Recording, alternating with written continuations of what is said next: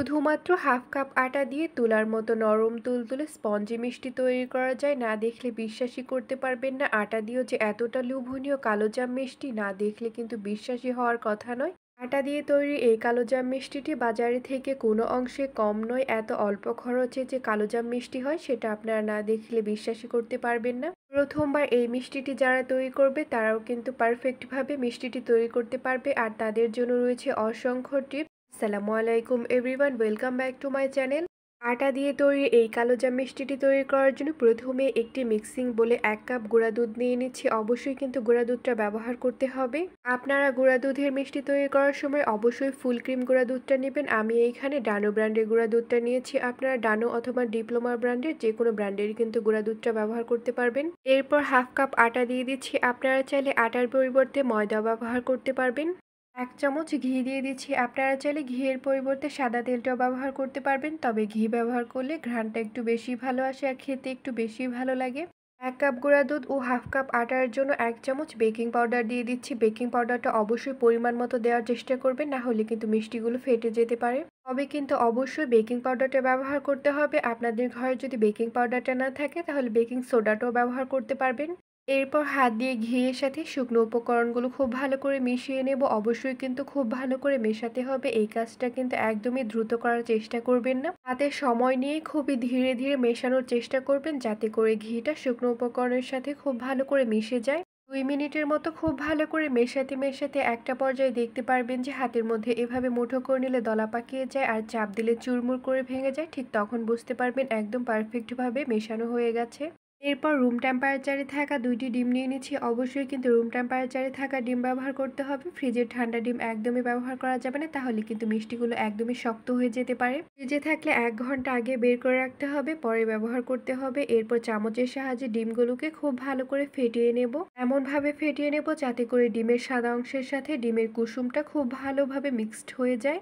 এরপর ফ্যাটানো ডিমের অর্ধেকটা দিয়ে দিচ্ছি। আমি এখানে পুরো ডিমটা প্রথমে ব্যবহার করব না, অল্প অল্প করে ব্যবহার করব। ঠিক যতটা প্রয়োজন ঠিক ততটাই ব্যবহার করব। প্রথমে ডিমের অর্ধেকটা নিয়ে হাত দিয়ে খুব ভালো করে মাখিয়ে একটা টাইট ও আঠালো টাইপের একটা ডো তৈরি করব। মনে রাখবেন ডোটা কিন্তু একদম শক্তও হবে না বা একদম নরমও হবে না। আঠালো ও টাইট টাইপের একটা ডো তৈরি করে নেওয়া হয়ে গেছে। এই ডোটা কিন্তু একদম শক্তও হয়নি বা একদম পাতলাও হয়নি। এই ডোটা তৈরি করতে আমার পুরো ডিমের মিশ্রণটা লাগেনি, শুধুমাত্র এইটুকু বেঁচে গেছে।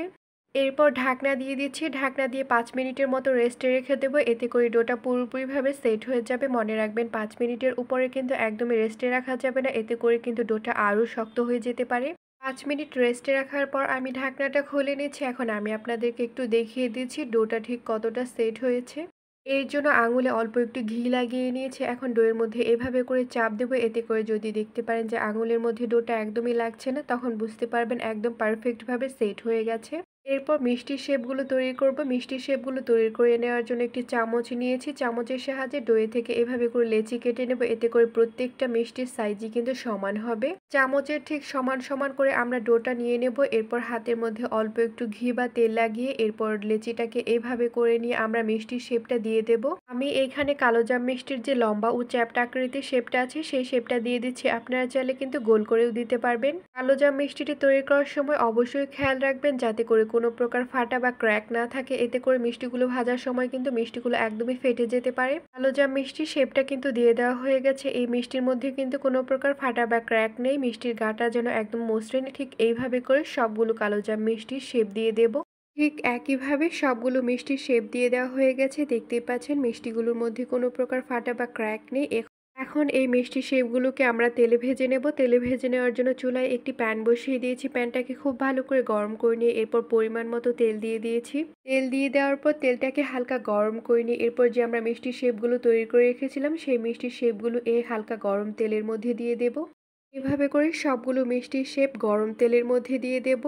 সবগুলো মিষ্টির শেপ তেলের মধ্যে দিয়ে দেওয়া হয়ে গেছে। এরপর চুলার আঁচটা লো টু মিডিয়াম হিটে রেখে মিষ্টিগুলোকে ভেজে নিতে হবে। মনে রাখবেন মিষ্টিগুলোকে কিন্তু চামচের সাহায্যে এভাবে অনবরত নাড়তে হবে, তাহলে মিষ্টিগুলো এক পাশ ফেটে যেতে পারে। তাই এভাবে করে কাঁটা চামচের সাহায্যে আলতো করে মিষ্টিগুলোকে কিন্তু দুলিয়ে দিতে হবে, এতে করে কিন্তু দুইটা পাশে খুব সুন্দর করে ভেজে নেওয়া হয়ে যাবে।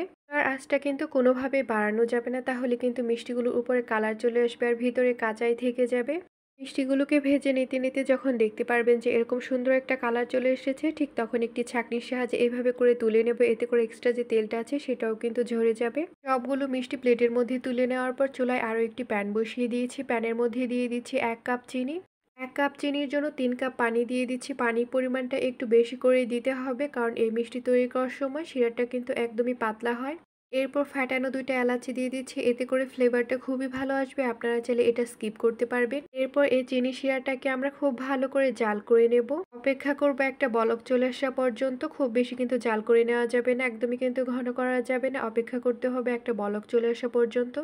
খুব ভালো করে একটা বলক চলে এসেছে, দেখতেই পাচ্ছেন। ঠিক এই মুহূর্তে আমরা মিষ্টিগুলোকে দিয়ে দেব। মিষ্টিগুলো হাতের মধ্যে এভাবে করে চেক করে নেব যে হাতে তাপ সহ্য করতে পারছে কিনা।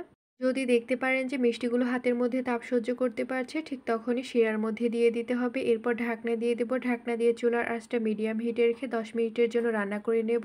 ১০ মিনিট মিষ্টিগুলোকে রান্না করে নেওয়ার পর আমি ঢাকনাটা খুলে নিচ্ছি। মিষ্টিগুলো কিন্তু একদম রসে পুরো ডাবল হয়ে গেছে। এখন আমরা চুলাটা অফ করে দেব। চুলাটা অফ করে দিয়ে মিষ্টিগুলোকে ১ ঘন্টার জন্য রেস্টে রেখে দেব। ১ ঘন্টা পর মিষ্টিগুলো কিন্তু পুরোপুরিভাবে ঠান্ডা হয়ে যাবে। ১ ঘন্টা পর মিষ্টিগুলো পুরো ঠান্ডা হয়ে যাওয়ার পর আমি একটি বোলের মধ্যে নিয়ে নিয়েছি। আমার আগের যে মিষ্টি শিরা তৈরি করা ছিল, সেই মিষ্টি শিরার মধ্যে আমি এভাবে করে ডুবিয়ে রেখেছি।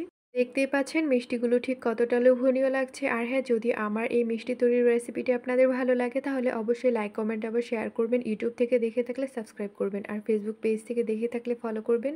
আর আমার এই ভিডিওটি দেখার জন্য আপনাদের সবাইকে অনেক, অনেক ধন্যবাদ। আল্লাহ হাফেজ।